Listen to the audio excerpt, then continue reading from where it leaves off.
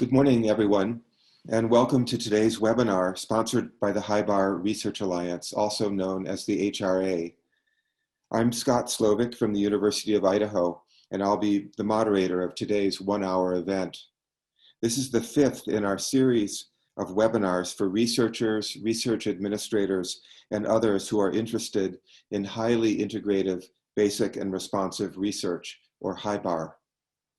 The HIBAR Research Alliance website describes the activities of the organization's several collaborative action groups, also known as CAGs.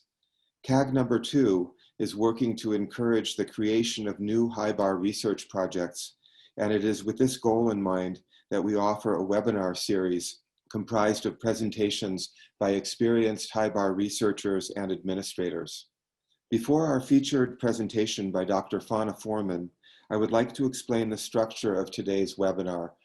We will begin with a brief overview of the HIBAR research concept by Dr. Lauren Whitehead, the director of the HRA. Next, Dr. Forman will speak about the HIBAR aspects of her research and the efforts of the Center on Global Justice at UCSD for approximately 20 minutes. We'll then have 15 to 20 minutes of Q&A, followed by an opportunity for Dr. Forman to offer her final takeaways. Now let's get started. Dr. Lauren Whitehead is a professor in the Department of Physics and Astronomy at the University of British Columbia, and he serves as the founding director of the HIBAR Research Alliance. He will offer a brief introduction to the concept of HIBAR and to the HRA before we turn to Dr. Forman. Professor Whitehead? Thank you very much, Scott. Well, thanks again, Scott, and welcome, everybody. So nice to have a nice group here. And I am going to be very brief. I thought it's just nice to say a few words about how what I think most of you already understand to be the HIBAR Research Alliance relates to the very interesting presentation that we'll be having today. So, as you know, HIBAR research is a kind of research, and so I'm just going to briefly talk about how it relates to the world of research. So you see on the screen here a diagram that shows one way of describing the characteristics of research projects. It's a Venn diagram showing projects that are discovery-oriented and also projects that have public impact. And you can see the overlap zone, often called use-inspired basic research or Pastor's Quadrant research. So I think many of us are familiar with that way of looking at the characteristics of research projects. But here's another way. This is related to two other very important characteristics, which we've labeled here societal co-leadership, work that has leaders, co-leaders that are in society, and sustained urgency, work that is intended, has to necessarily take quite a long time to succeed. So sustained energy for maintained vision. And we actually call that combination partnered visionary research. So these are two different lenses on research projects. And the HIBAR idea relates to the question, what if we combine them all together? So HIBAR research combines all these four characteristics. On the right, you'll see we have the words basic and responsive that are a way of sort of summarizing discovery-oriented and public impact. And on the left, when you fold in the other two characteristics on the left, we call that highly integrative. So the center zone where I put that question mark, that's the region where we have highly integrative, basic, and responsive research, which is called HIBAR research because it's a nice acronym. So that's the background. Many of you have already seen this, but it's just a reminder. And the presentation we're so lucky to have today is, I think, just a wonderful example of research that embodies all of these characteristics. Now, the goal of the HIBAR Research Alliance itself is to encourage more of this, which is, of course, why we have this seminar today. We're hoping to increase the prevalence of HIBAR research about a fourfold over the next 9 or 10 years. And at the same time that that's occurring, we believe and intend to have nothing but positive influences on all kinds of research. There's really no bad research, but HIBAR, because it incorporates all these characteristics, can be strengthened while strengthening all research. And we think it's important to do that because HIBAR research is very powerful and very good for society. And overall, this will do good. So that's kind of what the HIBAR Research Alliance is all about. But I just wanted to mention that to link it to today's presentation. So in Dr. Forman's discussion today about community stations, you'll see ample evidence of these four characteristics all present. So just to kind of alert you to that in advance, on the discovery-oriented side, the research certainly seeks new knowledge on key issues. in this case including climate vulnerability and education and health disparities. Regarding public impact, the research is absolutely solution-oriented, leading to lasting positive policy changes that improve lives. Regarding societal co-leadership, that's integral and very interesting. Her work emphasizes trusted, equitable societal collaboration, including co-creation, teaching, and advocacy. And lastly, sustained urgency is absolutely evident. The long-term objectives, and they are long-term, have been enabled by continuously building trust through shorter-term initiatives over a sustained time frame. So this is just a taster of what you'll be hearing about in just a couple of minutes. And on that note, I'd like to finish up. And Scott, thank you for the chance to provide this introduction. Back to you. Thanks very much, Lauren. And now I'm pleased to introduce today's presenter, Dr. Fonna Forman. Dr. Forman, who has a law degree from the University of Wisconsin and a PhD in political science from the University of Chicago, is an associate professor of political science and founding director of the Center on Global Justice at the University of California, San Diego. She is well known for her research on Adam Smith, focusing on the ethical, spatial, and public dimensions of his writings. She has served as editor of the Adam Smith Review since 2009. What we'll learn about today is how the work of the Center on Global Justice, which was founded in 2012 to advance interdisciplinary research on poverty and global development, offers valuable models for HIBAR research. Over to you, Dr. Forman. Thank you so much, Scott. And thank you, Lauren and Michelle, for inviting me here to speak with you today. So today I want to talk about how the community stations that we've developed at UC San Diego has become really a durable infrastructure for HIBAR projects. So to begin, all the work that we do is housed in the UCSD Center on Global Justice, which is an organized research unit at UC San Diego. ORUs, organized research units, at the University of California are established to advance interdisciplinary research agendas and teaching initiatives that are difficult to carry out in any singular division or school, where the focus is inevitably on disciplinary excellence. ORUs always reflect interdisciplinary commitments and priorities of a University of California campus. They're established after rigorous administrative and peer review, and they report directly to the Vice Chancellor of Research, who facilitates administrative resources and spaces. In our case, that is Sandy Brown, who has been a leader of the HIBAR Alliance over time. She's been an amazing support to us. So the Center on Global Justice was launched as an ORU in 2012 to advance what we describe as high-impact, community-engaged research on poverty and climate vulnerability. It's been astonishing to me, really, how closely aligned our vision is with the HIBAR mode. I'm founding director of the center. I'm a political scientist. My closest partner in all of this work is Teddy Cruz. He's an architect and professor of visual arts, already an interdisciplinary union. Our advisory board represents 8 divisions across our campus, from telecommunications and climate action to public health and education studies. Our projects are led by committed faculty from every corner of the university and a core of long-term trusted community partners. So this is kind of a diagram of the array of people who work together on our projects. The center has a major presence at UC San Diego today because it exemplifies our priorities as a land-grant institution. High-impact public research that responds to social emergency and pursues social equity. We've been committed to going local with our work. Now, going local in a place like San Diego means recognizing our regional interdependence with Tijuana, Mexico. Despite the wall and the ugly political rhetoric that's been designed to divide us, we are a binational region of flows and circulation, and our future is intertwined.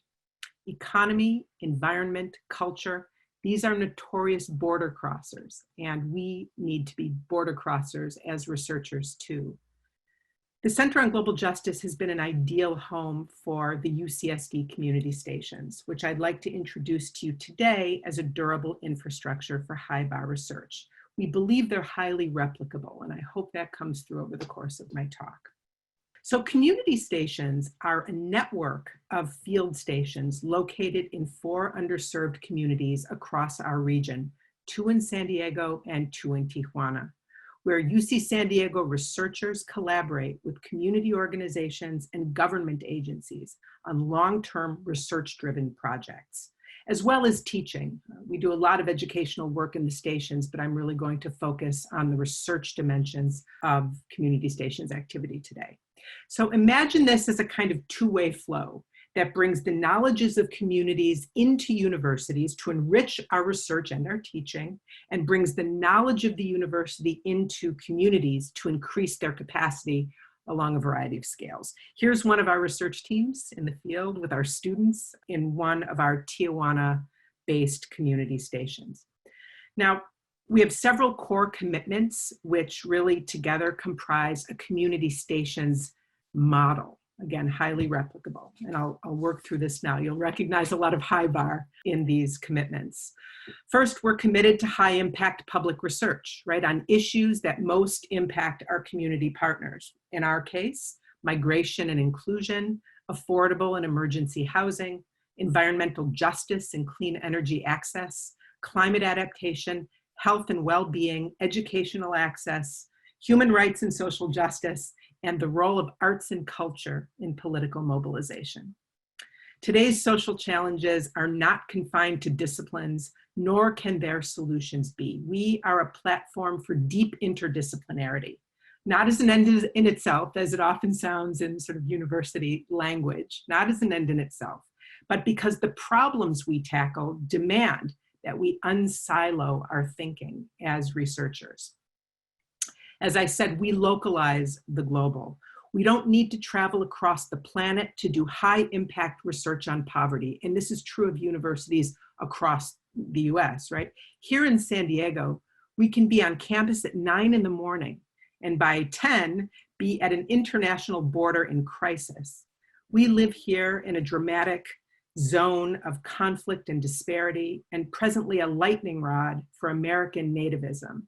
ICE continues its dehumanizing sweeps, while thousands of Central American migrants escaping violence and poverty wait at the wall for asylum that never comes. Reviled by the Mexican public, right, as a nuisance, as a drain on public resources, or they sit in US detention centers like this as tools of US deterrence, separated forcibly from their children, and now exposed to a raging pandemic. Global injustice is an intensely local thing in this part of the world. When I founded the Center on Global Justice more than 10 years ago, my intention was explicitly to localize the global. We're committed to building trust bridges, long-term embedded partnerships between the university and community organizations on both sides of the wall. We're not like so many university programs that dip in and out, diagnosing crises and then disappearing. We don't disappear. We're there for the long haul and do research-based projects and interventions with trusted community partners with long-term impact. Communities are justifiably skeptical of research universities who often suddenly appear with requests and plant their flag and then disappear just as abruptly once they extract what they need. Oftentimes it doesn't even occur to university researchers to share their research and publications with their community subjects. But in our case, we are co-producing knowledge with communities, co-producing knowledge and solutions. We engage communities not as sites from which to extract our data, but participants with knowledge and agency. Everybody brings something to the table. Everybody learns. And together we co-produce things that could not have been produced by either partner alone. We don't figure out solutions in our campus labs and then descend down to test them out like applied researchers do. We also don't do charity.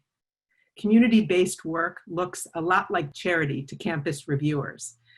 So co-production is often relegated to service, that zone in the research university that's reserved for the unproductive and the good-hearted, right? When we teach our students the skills and methods of ethical collaborative research, this is not service learning. University culture is filled with assumptions that we know more, that we are trained, that we have languages to communicate complexity and the tools needed to solve the world's problems, if only they would listen to us. We are challenging academic research norms in several ways. First, we challenge the vertical tropes of applied research and service that place the university in an epistemically privileged position and conceive of communities as either subjects of study or passive recipients of charity. So we're tipping, these assumptions from a vertical to a horizontal plane. Second, universities should never take for granted the resources that communities invest when they engage academic researchers in long-term projects. Time, space, social capital, labor, and knowledge. These contributions need to be validated and compensated. I'll say a little bit more about that later. And third, we're challenging the conventional academic merit trinity, right, of research, teaching, and service. Co-producing research with communities really integrates all three, but unfortunately often ends up in the service bin, as I said a moment ago. Finally, we're also rethinking what it means to commit as a campus to diversity. Diversifying campus demographics is obviously essential, and we're committed to this. But we're also accelerating campus commitment to partnering with communities of color, cultivating skills of empathy and respect, listening and collaborating. We believe that these skills are best learned in situ through practice. And this also furthers UC San Diego's commitment to experiential education for our students. Sometimes students who come to UCSD through scholarships that our chancellor provides to underserved, deserving students in our communities return back to their communities as mentors through our research programs. This is Nishaya Ross. She's a beautiful example of that. So let's turn now to the community stations themselves, the physical infrastructure. Think of the community stations as a distributed campus, right? An infrastructure of field stations that connect the university with diverse communities of color at the margins of our city. There are presently 4 community stations in the network, 2 in Southeast San Diego and 2 in Tijuana. You can see them here sort of straddling the border wall. Each is designed, co-developed, and co-managed by the university and a nonprofit community partner, and each is governed by an MOU. The HIBAR research content varies from station to station based on the priorities of all involved. I'm going to take you on a brief tour now, moving from north to south, and provide a small glimpse at the HIBAR research that goes on in each one of these stations. So first, the UCSD Earth Lab Community Station, which is a partnership with the San Diego Unified School District and the environmental justice nonprofit Groundwork San Diego. It's located in Southeast San Diego in the underserved neighborhood of Encanto, a primarily Black and Latinx community. The station occupies a 4-acre parcel that was owned by the San Diego Unified School District and granted to our partnership to increase the educational capacity for the 8 public schools within walking distance of the site. Together, we developed the vacant site into an open-air climate action park designed for experiential outdoor education and climate action for K-12 youth in this neighborhood and their families. UCSD researchers, teachers, and environmental activists developed an educational method, a portfolio of STEAM-based lessons and activities designed to bridge the achievement gap in this neighborhood. STEAM refers to STEM with the addition of A, the arts, which create STEAM. Before COVID descended, 2,000 kids and their families circulated through the Earth Lab every year. Since then, the Earth Lab has been transformed into an amazing outdoor learning space during the COVID crisis, but we will return. We will return soon. In just the last weeks, the school district committed millions of dollars in school bond funding to update the Earth Lab master plan with new exhibits, including energy technology and conservation gardens, food justice stations, zero net energy and microgrid exhibits, and a brand new climate action lab building, all designed in collaboration with UCSD researchers. So the Earth Lab is a powerful example of HIBAR research on educational equity through environmental literacy. In 2015, the project was featured in the University of California's influential Bending the Curve report on climate change solutions, a report which I vice chaired. It was a report that California's governor at the time, Jerry Brown, took with him to the COP21 meetings in Paris, and which our current governor, Gavin Newsom, who you see here, embraces fully. So it's pretty broad reach, high impact public work, starting in a very small neighborhood in Southeast San Diego. Moving 9 miles south toward the border is the UCSD Casa community station, located in the border neighborhood of San Ysidro, a few blocks from the busiest international land crossing in the Western Hemisphere. With 100,000 crossings every single day, the neighborhood is fragmented by freeway and surveillance infrastructure and under continual surveillance by US Homeland Security.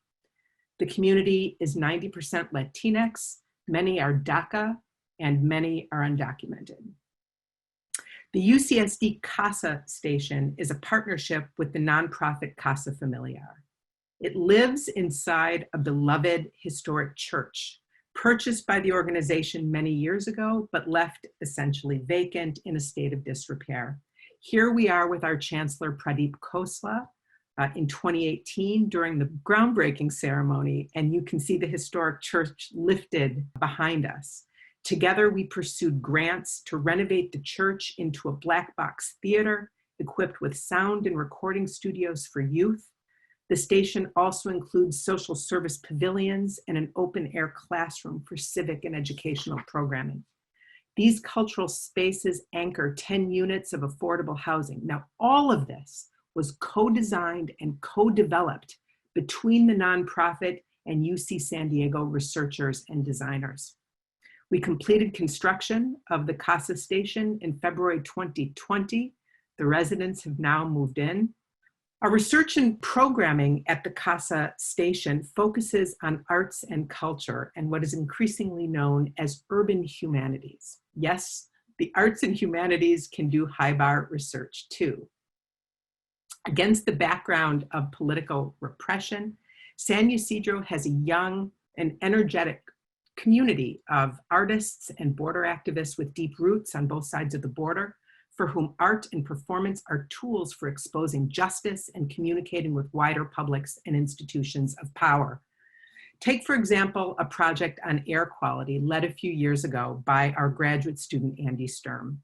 He was invited to visit the backyard of San Ysidro resident Guillermo Cornejo to see his lemon trees.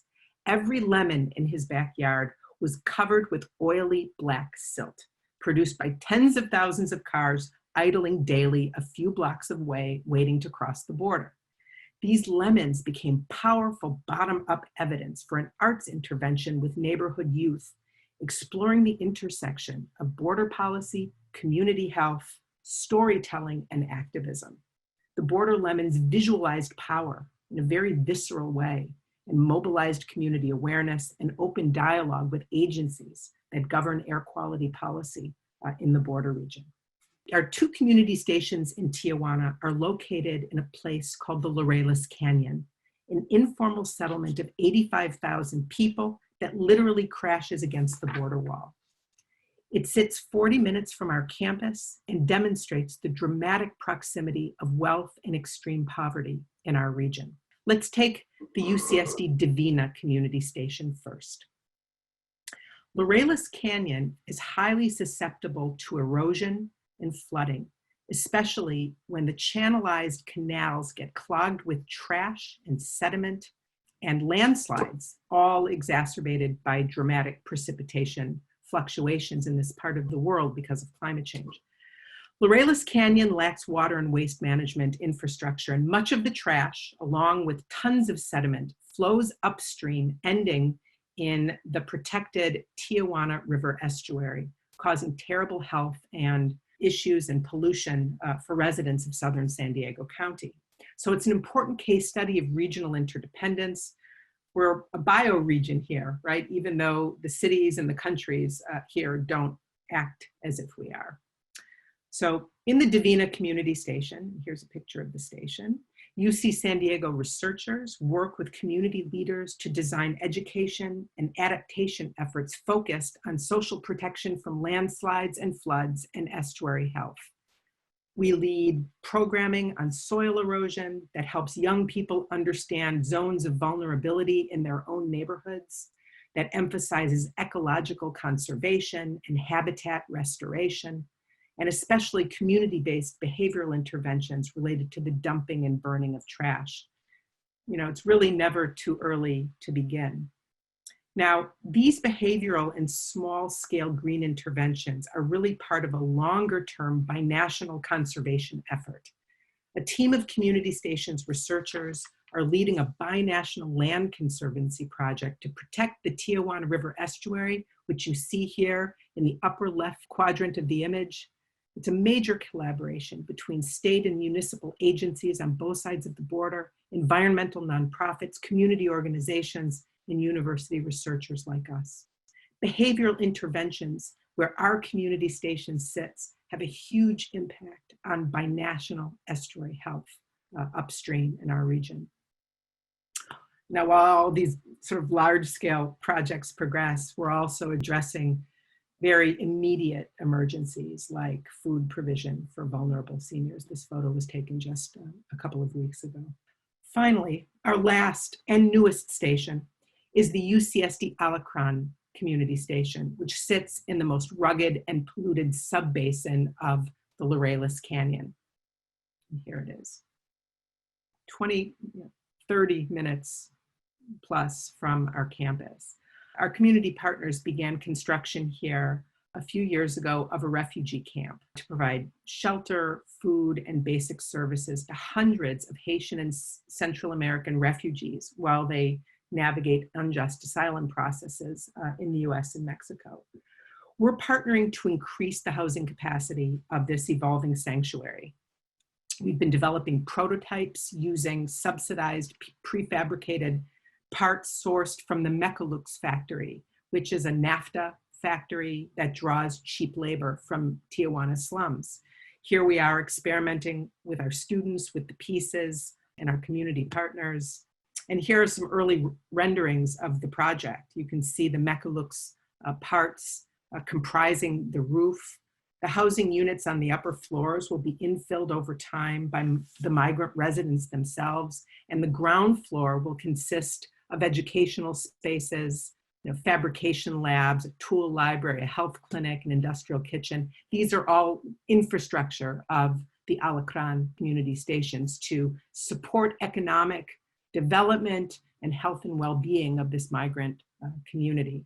The goal here with our partners is to reimagine the migrant shelter from a transitional sort of ephemeral space to a home where the migrant and her children are welcomed into the civic and economic life of the community. We began construction of the project in May, and as of last week, the foundations were poured. So it's a great moment. The community celebrated with a taquero. This community of 300 people live and eat together, every day in a relatively isolated canyon of Tijuana. So there really was no additional COVID risk in a celebratory event like this. Now, in conclusion, given the complexity of these projects and so much movement back and forth across a militarized border, I'd like to conclude with a few comments on building trust and managing complexity. We committed long ago that the university must never become a weight or a burden on already stressed community organizations. How do we do that? Well, first, we don't disappear. Our investment in community stations infrastructure quite literally cements our campus commitment to these communities. It's a durable infrastructure with programmatic funding that will enable us to carry this work resolutely into the future. And I really must pause to acknowledge the many agencies, foundations, and philanthropies who have believed and invested in this work, notably the University of California Regent Richard Blum, the Andrew W. Mellon Foundation, and most of all, our UC San Diego Chancellor Pradeep Khosla. The question of managing complexity is essential to building a durable infrastructure like this. So how do you staff such a thing? We designed unconventional positions called bridge staff who keep one foot on campus and one foot in our partner organizations, beholden to both, managing flows of money, people, and materials, and coordinating our collaborative research programming and our educational programming. Imagine the temperament and skill set, right, needed to authentically bridge and build trust in such vastly different worlds, knowing how to navigate your university bureaucracy on the one hand, while possessing intimacy with the delicate social ecologies of community-based work. We also recognize and validate the time, resources, and social capital that our community partners invest when they collaborate with us. So we've committed to always compensating these contributions. We designed a second category called public scholars, who serve as trust bridges into the community and co-produce research with us, even though they don't have conventional academic credentials. And we have field coordinators who manage our projects on the ground, manage our student flows so they never become a burden to our partners. So trust and management are really the key to making an infrastructure like this work. And I think I'll stop there. I know I went a few minutes over. Thank you. Thank you so much. Thank you so much, Fonna, for that fascinating and inspiring talk. That was really great. I wonder if I can begin our Q&A period now for roughly 20 minutes with a few questions that we'd prepared in advance as I start to look at the questions that may come in from other attendees. So I wanted to ask you, how do you and your colleagues balance your research agendas with social activism? Or if you even need to think of it as a balance, if they're so intrinsically connected that there's no tension between activism and the pursuit of knowledge through research. So if you and your colleagues become advocates for a particular cause or for particular solutions, how do you address the challenge of maintaining the trust of stakeholders in the event that some stakeholder interests may not be fully aligned with these causes or issues? Yeah. No, it's a really great question. And it's clear that our work often straddles the line between activist and researcher. And I think at a certain point in time, it became difficult for me personally to differentiate them because our work is so publicly engaged. There's a tendency in some areas of the university to think that the researcher shouldn't impose views, that we shouldn't be top down and so forth, and that we should simply surrender judgment to communities out of respect for self-determination. And while we agree with that, completely, we are coming with knowledges. And oftentimes we will find ourselves at odds with stakeholders and community partners. And I think when you build trust over time, that kind of conflict is productive, right? As long as you know how to dialogue respectfully, nobody should come to the table surrendering what they know, but they should be open to learning.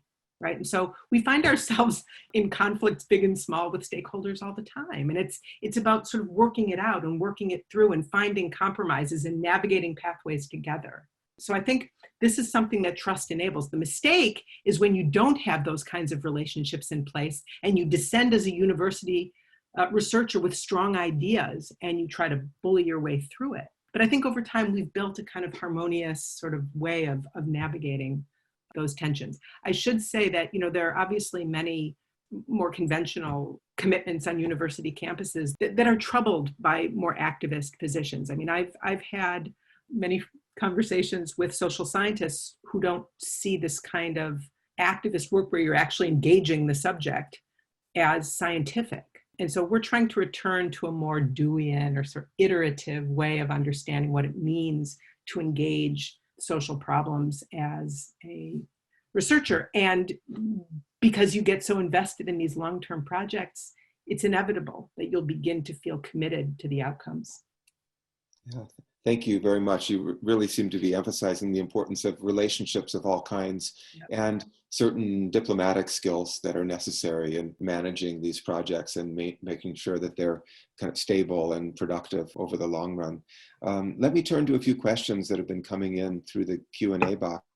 One of the challenges in learning about such a robust and well-developed HIBAR center is trying to imagine how something like this could be developed, whether individually or institutionally, at a place where the infrastructure, human, financial, etc., is not yet as robustly developed. Can you talk about the specific steps and missteps that you took or experienced in the early years and what lessons you might provide for more startup operations? Yeah. Well, we started with nothing. I mean, we started, a handful of us with research projects in partnership with community organizations that were shorter term. We got to know these organizations over time and began to recognize among ourselves on campus, very much in the spirit of HIBAR, that we were doing similar things in different communities around the city. So the community stations really started with a group of faculty who each had a deeply rooted relationship with one organization in the city. And slowly the project emerged over 15 years. And as the projects deepened and we began bringing our students into the field with us and growing, we started applying for program grants. So grants to support the educational side and the research side. And those grants then became leverage to raise capital funding to actually build out the spaces. So there was a kind of sequencing. And then once the spaces were built, it became much easier to raise programmatic funding. So it kind of fed off of itself. But really, it started with 4 faculty members on our campus who recognized similarities in the kind of work we were doing and who had a deep commitment to particular neighborhoods. And we were just actually really fortunate because our university leadership, Sandy Brown is really committed to high impact public research. Our chancellor speaks a language of responsibility to our local communities. And by the way, this is something that any university can do. You don't need to build spaces to develop an infrastructure for HIBAR research.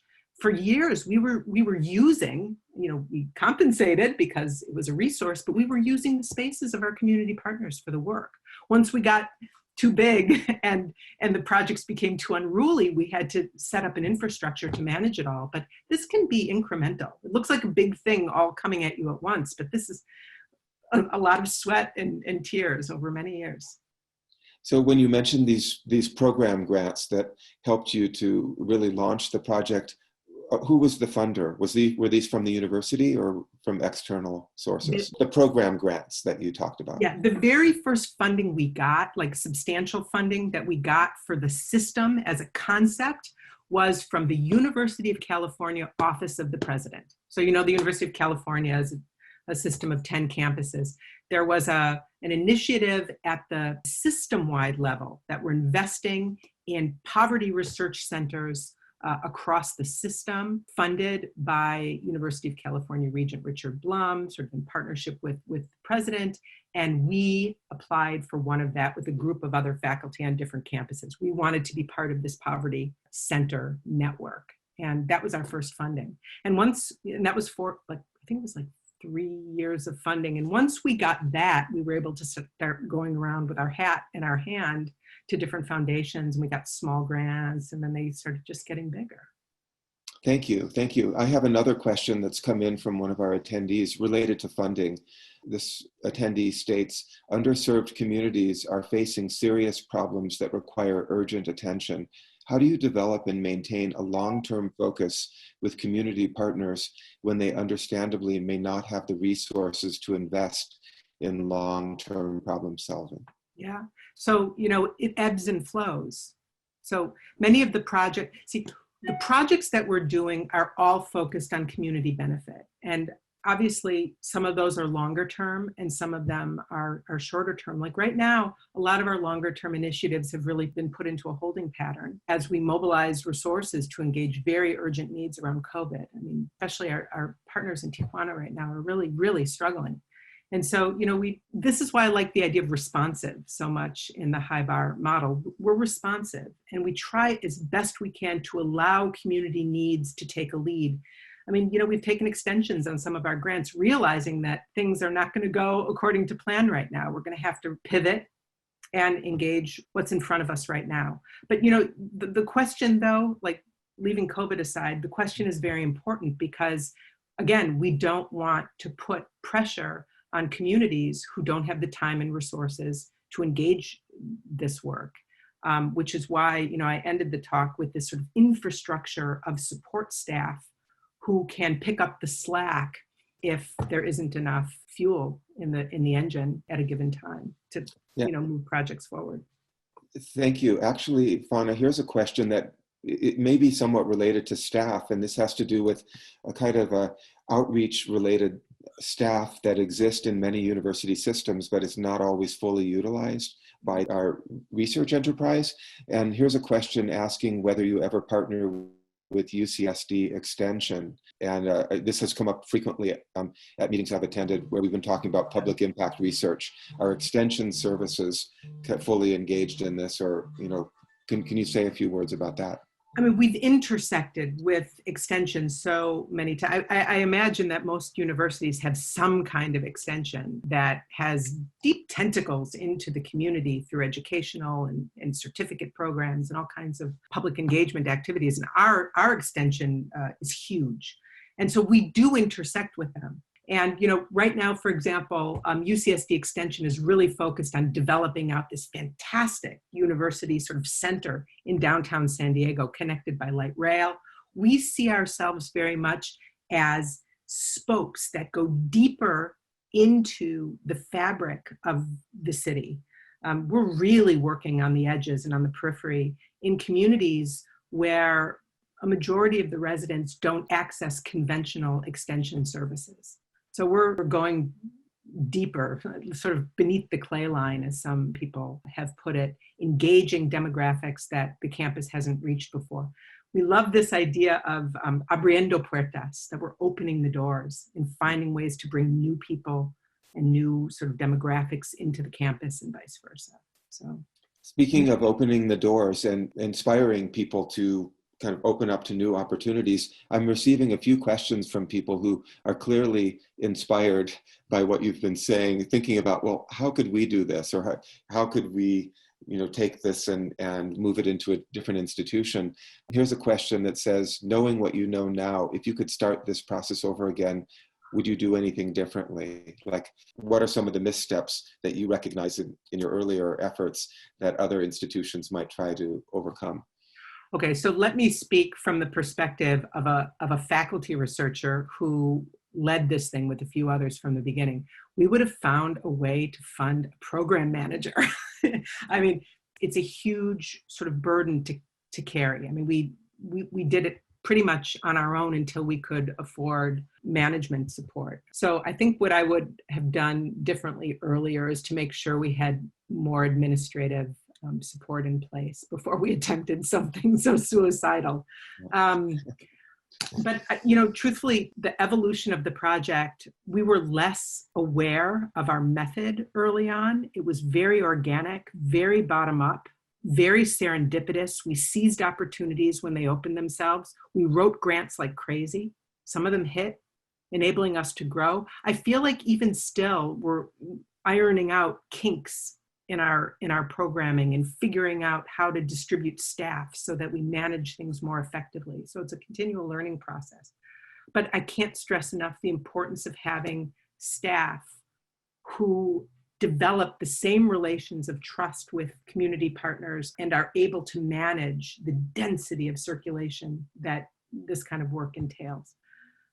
We have 4 of them, right? So there's 4 of them operating at one time, but I can imagine maybe, and we started with 2, and then we moved to 3. And just 2 years ago, we moved to 4. So we grew slowly. And this is why it looks so much like service to the campus, because really the 4 of us who started this thing are engaged in heavy duty service, right? But what we're doing is we're establishing a research infrastructure, and we're managing a lot of research projects. And so it gets very blurred. Well, related to that, let me ask a question that's just come in. It has to do with what we might call the academic incentive system and the way faculty members and researchers are supported and encouraged when they do this kind of work that blurs the boundaries between the academic categories that you've spoken of earlier. One of our attendees says, for the academic partners in your research team, has there been any challenge or conflict in terms of publishing their work in a venue that is valued by the university in a way that will advance their career? Has this been a barrier in any way to this work? Yep, and absolutely yes. Okay, interdisciplinary work in general faces this kind of obstacle. Our work is not only interdisciplinary, but we want to see our work in places that will have impact on policy, in places where non-academic readers will have access to it. So we're really interested in a far broader sort of reach of our research. We really think of we all do conventional research, but we think of much of what we do as public research because we want it to be widely accessible. We do exhibitions in cultural institutions. I mean, we're really thinking about venues where we can present our work. But the question that you asked is absolutely true. In political science, I don't publish in conventional political science journals very often. I publish in more idiosyncratic kinds of journals. And it has been a problem for me and for others who work with us. I can think of several colleagues in our network who have struggled with these sorts of issues. And then, of course, it passes on down to our graduate students who are afraid to get involved in this kind of work because they won't receive the conventional sort of accolades of their disciplines. And so we understand that what we're doing requires a major cultural shift within the university and the way merit is understood. There really needs to be a category in evaluation for community-based research. That would be an amazing issue for HIBAR to take on. Otherwise, young people are not going to do this kind of work.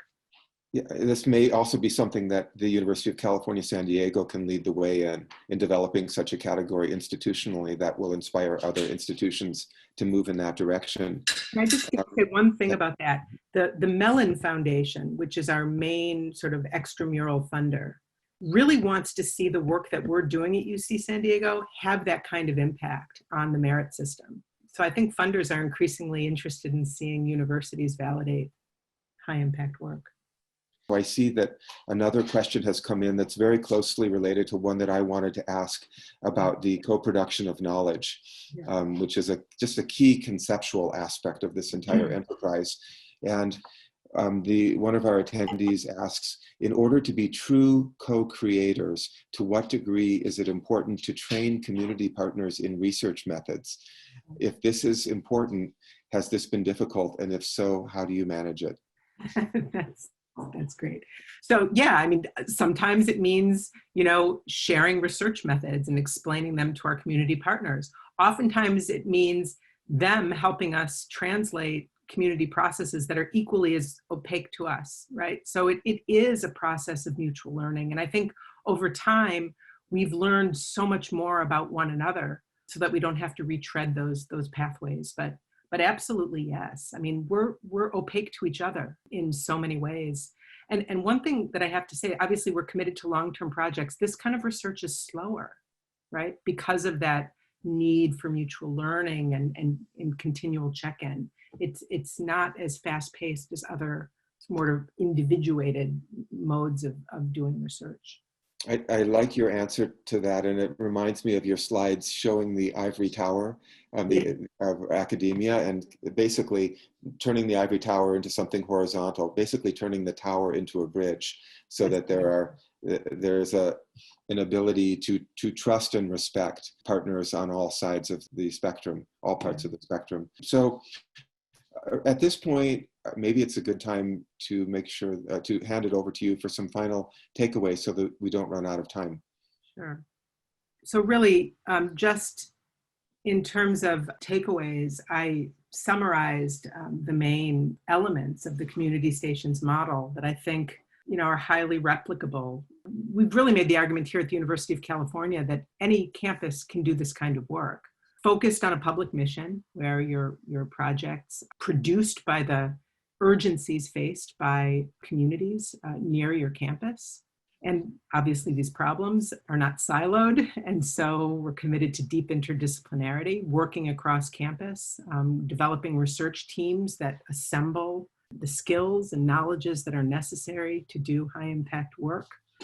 Again, this idea of localizing the global and really focusing on your own neighborhood and your own community as a rich source of research opportunities and an opportunity to have public impact. Developing long-term partnerships that are characterized by trust and commitment with nonprofit organizations, with government agencies, with school districts. We have all kinds of partners, but we return to each other again and again over time. And by the way, our student projects then can simply plug right into these networks. You know, we've been really critical of the academic internship program model where students are sent out in the field to do one-offs.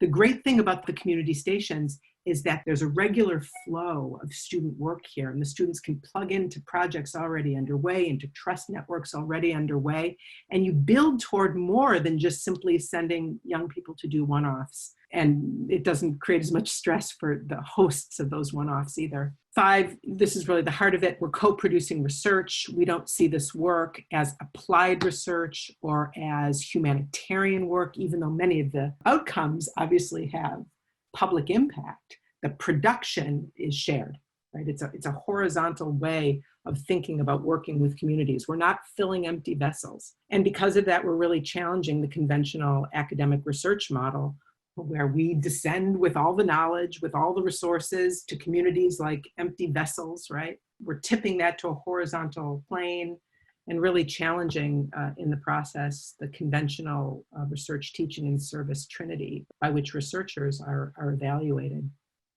And finally, it's been important to us to rethink diversity through the kind of locally rooted work that we do. We're training our students to be citizens of the world who can engage in diverse contexts with respect, learning how to listen and collaborate.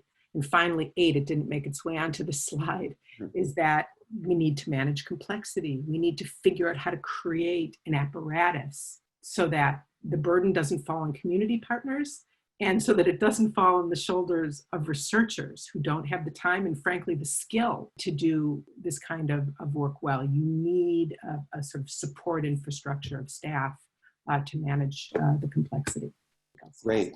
Thank you very much. This has, as I said earlier, been really inspiring. You've touched bases with many of the key aspects of HIBAR research, but you've demonstrated how this can move into a variety of different dimensions, not only related to research subjects and challenges, but disciplines. As an English professor, I was especially happy to see you mention that in the arts and humanities, we also do work that is profoundly related to HIBAR.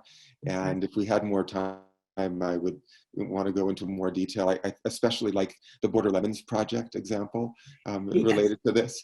But really, you've helped us to kind of move our thinking about HIBAR into a lot of new directions that we often haven't discussed in this context before. So thank you for an exciting and inspiring and socially important presentation. But I'd like to thank you, Professor Forman, for your talk, and all of you for attending today's webinar. And with that, why don't we close the formal part of the webinar? Thank you. Thank you. Bye, everyone.